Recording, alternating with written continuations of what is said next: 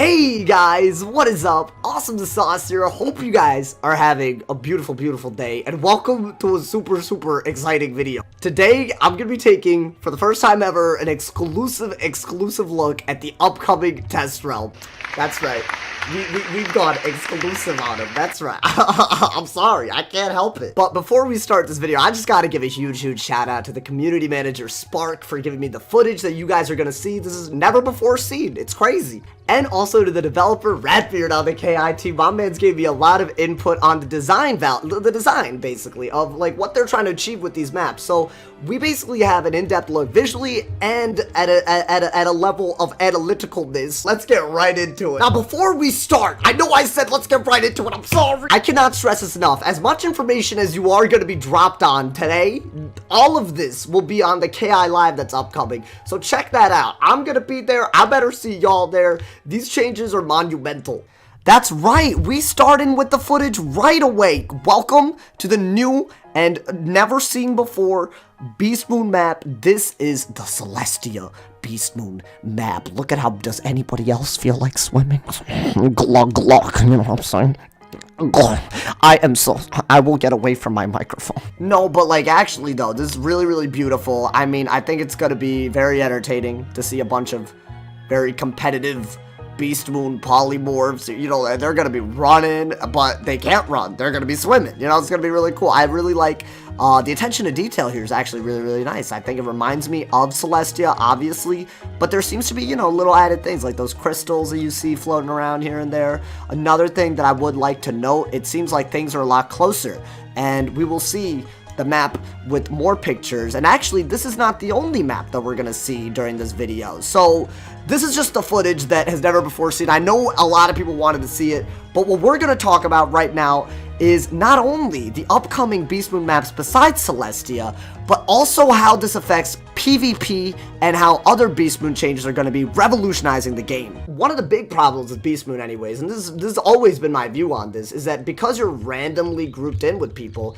there's no real way to separate by skill, and there's no real way to communicate with players that you already know. If it's all just always random, how are you even supposed to queue up with your friends, you know? I've always thought about the idea of like a full Beastmoon team all in a Discord call, strategizing together. That is now possible. I know that's crazy, but that, like, people in a Discord call playing Wiz strategically, like, in a team, that's a real thing now. What I'm trying to say is, like, I think the closest thing to an esport that Wiz has ever been could be through this change right now. Now, a really important thing to note about the fact that matchmaking is now coming to Beastmoon is that this gives the developers in the game an opportunity to completely change how matchmaking and PvP goes. Now, this isn't from me, this is from them. This is going to reflect on basically just a completely new coding, new infrastructure, new software, whatever word you want to put in, just a new way of matching people together. Right now, the way skill is measured in PvP based on ranks and stuff, it becomes a little arbitrary, because what you end up doing is you have level 80s going against people with shadow magic. You have people without critical going against people with critical.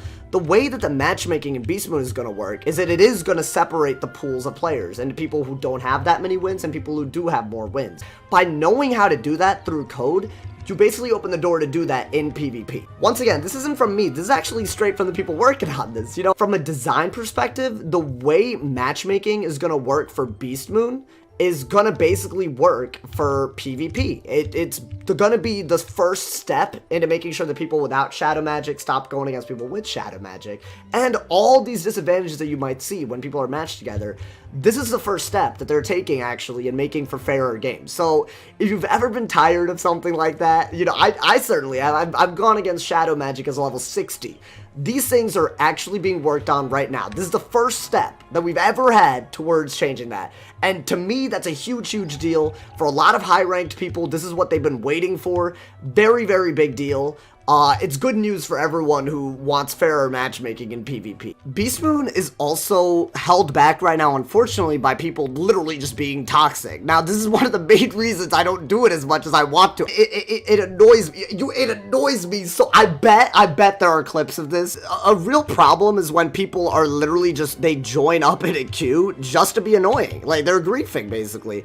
And there are also going to be steps to take them out of the equation earlier, so when a Beastmoon event comes to town, most of it will be spent not raging like a man-child. Now let's get into the maps, my man. So some really cool things to note about the Celestia map is that, one, I don't know about you, alright? But to me, based on my limited-ish experience with Beastmoon, it seemed like the battle circles were a lot closer. I don't know if that's just me, but it felt like it's like a more walkable distance. So maybe slower characters might actually, you know, there might be a slight little meta change. That might just be speculation, but because all I have is a video, I haven't walked the walk. You know what I'm saying? I'm just talking the talk. But yeah, it does seem like the distances between the battle circles make for a more competitive environment, especially for slower characters. So correct me if I'm wrong, but that's one thing I noticed right away. One thing about the Celestia map that is kind of interesting is that, you know, the health chalices where you can actually, you know, replenish your health, and other Beastmoon maps, this one might spawn the occasional Pip Wisp. So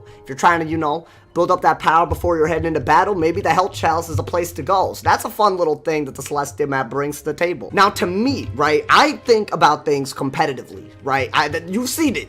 You've seen the ugly side of it, if I'm being honest. No, but like the competitive side of me, like when I'm looking at new maps, I always want to be seeing like how it changes things competitively, right? The Aquila map, it does that. It delivers on that. As you can, like, see just by the pictures and just by the input that I've been given, right? Basically, the way that it works is that there's, like, a sight line that's very visible, which means, as far as strategizing, if you're really gonna be big on strategy when it comes to this, right?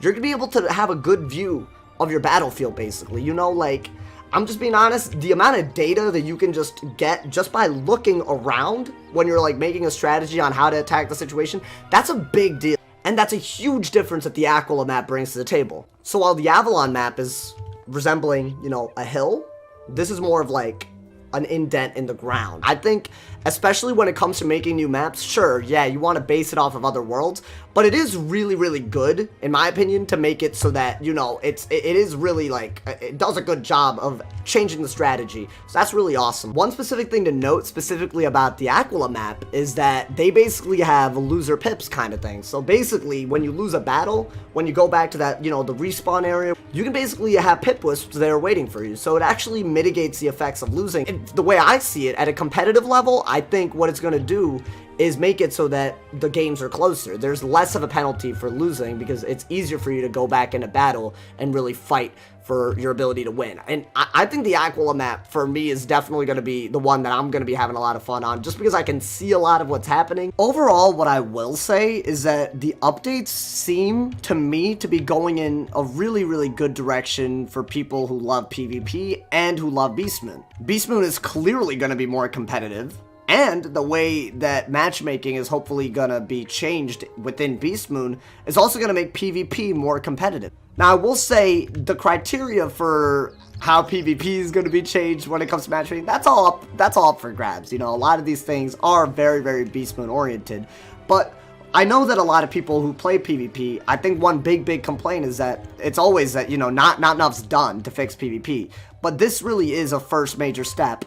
And for people who love Beastmoon, this is also a really first major step. So I like that this is a good direction for not only just people who do Beastmoon, but people who do PvP. It's starting to affect more and more people, and I like the idea of connecting more and more, obviously, different activities. Because I think right now, my big criticism, a lot of side activities feel very disjointed. Like, fishing isn't really connected to gardening, and monstrology isn't really connected to anything, you know what I'm saying? So I think what I hope in the future is that all of these side activities help you gain points towards something very much like the Scroll of Fortune, but something you don't need to pay for. And I feel like that needs to be the big end goal, so that as these events bring more and more popularity to various side activities, there is a reward for every type of player. And there's an even bigger reward for people who do multiple things. I think that's the big takeaway that I can get out of this. This direction is, you know, weaving together activities, but there needs to be an incentive. I think there should be more things you could buy with arena tickets when you do PvP. There should be more incentives to do Beastmoon PvP. As much as I like that the new maps are offering new strategies and matchmaking could offer much more strategizing than ever before, as much as I like all of these things, one thing that I'm left with is the why behind it. You know, obviously it's fun to play these events, but I still want more than just a robe that kind of looks nice. You know, I want more in that direction. Maybe cool looking mounts. discounts. Maybe elixirs that give you member benefits for doing a bunch of Beastmoon, because you need to be a member at the moment anyways to do Beastmoon. I think these are directions that King's Isle could really go in terms of incentivizing it. I think that's the big, like, as much as I love the visuals and I love the changes that are being made, I think that's the big area of improvement that I personally want to see from King's Isle. That just might be me, and this is also just based on limited information I've been given. Make sure you check out KI Live for all the information. As always, y'all, I hope you guys enjoyed the video. Drop a like if you enjoyed, leave a sub if you're new. There's tons of links in the description, including my Twitch, my Twitter, my Discord, my Instagram, and my Patreon. Thank you for all the monthly love on Patreon. I love y'all, man. I love y'all, Patreon. As always, if somebody is not told you're awesome today, they doing something wrong, so stay awesome. And yeah, yo.